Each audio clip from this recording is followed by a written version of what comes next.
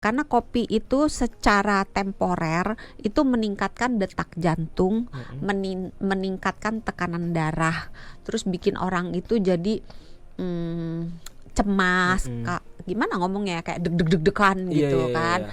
Terus bikin orangnya juga buang air kecilnya lebih sering gitu. Kayak Terus beser ya, sorry ya dok. iya, Oke. walaupun efek ini sebetulnya dengan berjalan waktu orang itu bisa jadi lebih kebal, Oh, jadi adaptif. adaptif.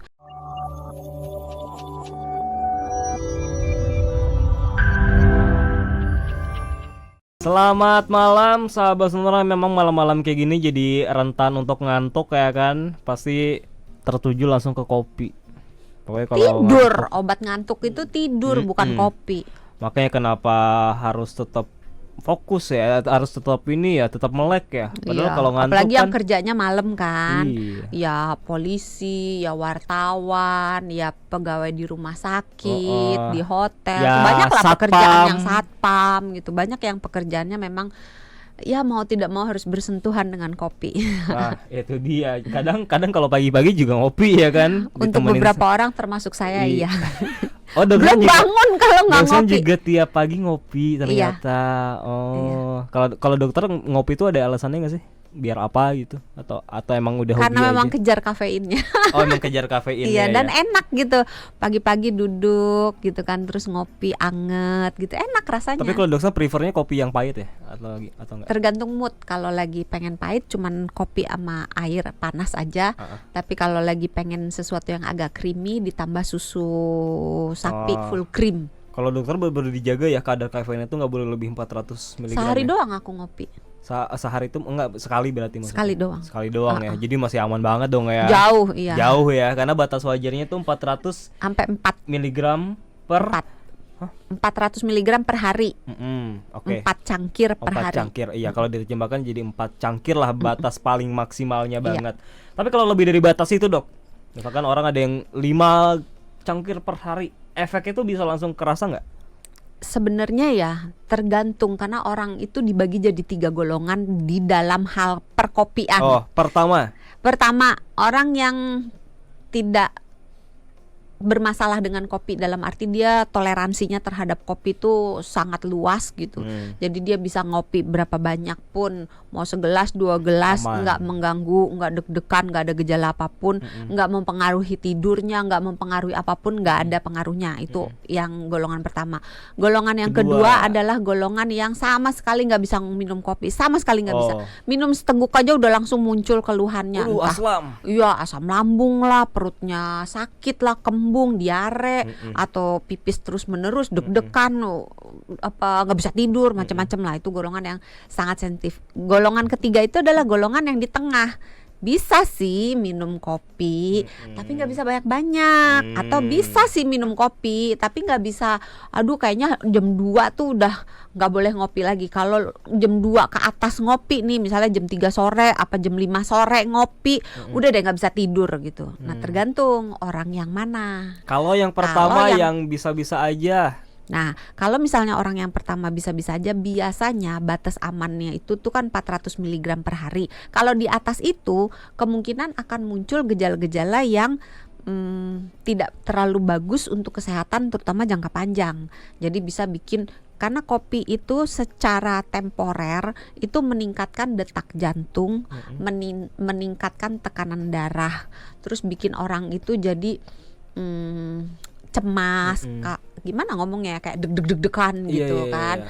Terus bikin orangnya juga buang air kecilnya lebih sering gitu. Kayak Terus beser ya, sorry ya dok. iya. Oke. Walaupun efek ini sebetulnya dengan berjalan waktu orang itu bisa jadi lebih kebal, Oh, jadi adaptif. adaptif. Nah, jangan lupa juga di dalam kopi itu ada tanin. Tanin itu bisa menghambat penyerapan besi yang ada di dalam makanan, terutama jika makanannya itu makanan yang sumbernya nabati. Jadi buat teman-teman yang sahabat sonora yang punya anemia, kekurangan zat besi, harus hati-hati. Semakin banyak kopi yang diminum, maka akan semakin banyak zat besi yang dimakan yang susah diserap oleh badan. Maka akan semakin parah anemia, kekurangan zat besinya.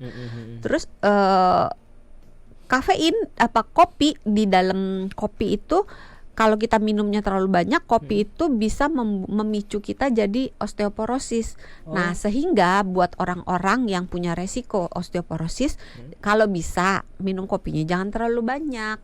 Jadi paling aman sebenarnya batasnya di bawah 400. Itu udah banyak loh, 4 cangkir sehari itu udah. Iya kan, umumnya orang kan paling 1-2 cangkir, iya Pak ya. Paling ya kan? pagi sama sore pagi lah ya. sama sore gitu. Nah, kalau sore mungkin hati-hati karena kopi juga bisa menyebabkan gangguan tidur apabila diminum dalam dosis yang berlebihan, apalagi diminumnya mendekati jam tidur. Mendekati jam tidur tuh katakanlah tidurnya jam 11. Biasanya 6 sampai 8 jam lah. Loh, lama dong. Iya, tapi beda-beda karena gini, kopi itu isinya kan macam-macam ya. Sekitar mungkin ada 1000-an zat di dalam kopi itu. Badan kita itu kalau habis minum kopi kan kopinya dibuang. Oh, ampasnya. Bukan, maksudnya diminum terus kafeinnya, kafestrolnya, antioksidannya segala macamnya itu kan dimetabolisme oleh tubuh kita, dibuang dan dalam tanda kutip dibuang dari tubuh kita melalui buang air kecil, buang air besar gitu. Ada orang yang proses pembuangan itu cepat. Jadi minum sebentar juga udah habis kopinya itu di dalam kafeinnya dan semua tanin segala macam itu udah habis dari dalam badannya. Nah, untuk orang-orang seperti ini semakin cepat dia memetabolisme kopi dari tubuhnya, itu dia semakin tidak bermasalah dengan waktu tidur.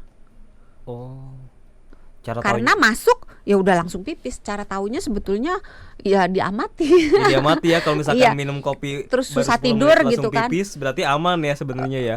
Bukan pipisnya tapi lebih ke efek lainnya gitu. Apakah dia deg-degan enggak, terus dia susah tidur enggak, terus ada gangguan lambung enggak gitu. Oh, jadi itu panjang ya ternyata ya, 6 jam. Tadi dokter katakan untuk 6 sampai 8. 6 sampai 8. Jadi kalau jam tidurnya jam 11 misalnya. Jam 11 potong 8 berapa? Potong 8 berarti jam 11 potong 8 berarti 3. pada nggak pintar matematika semuanya.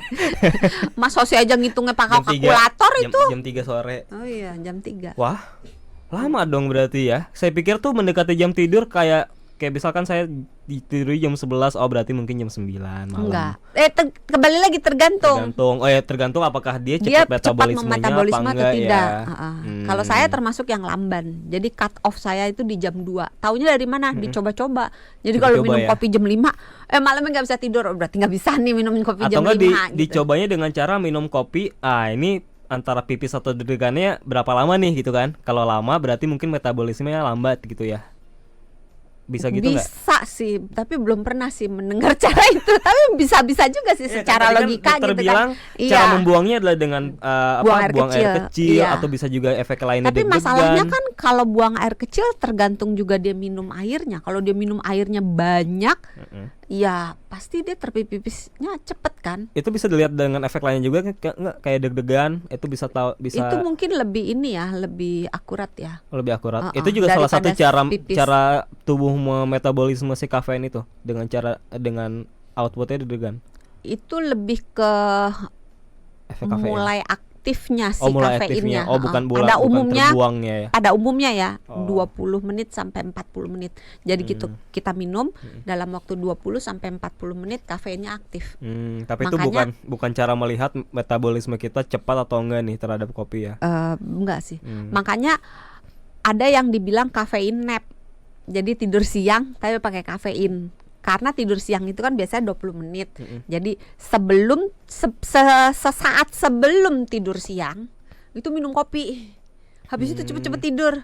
Nanti 20 menit lagi ketika dia bangun dia akan seger banget karena udah tidur 20 menit plus kafeinnya bekerja. Patut dicoba. Iya, namanya kafein nap. Iya. Saya sama Bapak operator ini memang hobinya tukang tidur. Minum kopi. Tukang tidur. Jadi mungkin dicoba ya. Dicoba. Plus kafein siapa tahu bisa lebih segar. 20 menit. Menarik tuh ya. Pokoknya langsung pas sebelum tidur minum glek gitu kan. Terus nanti begitu bangun kafein kicknya udah dapet gitu. Tapi kan, tidurnya nggak boleh lama ya, 20 menit aja 20 ya. menit. Oke, jadi sebelum tidur minum kafein dulu, kopi dulu, tidur 20 menit terus otomatis segar tuh ya. Di dalam kafeinnya ada obat tidurnya.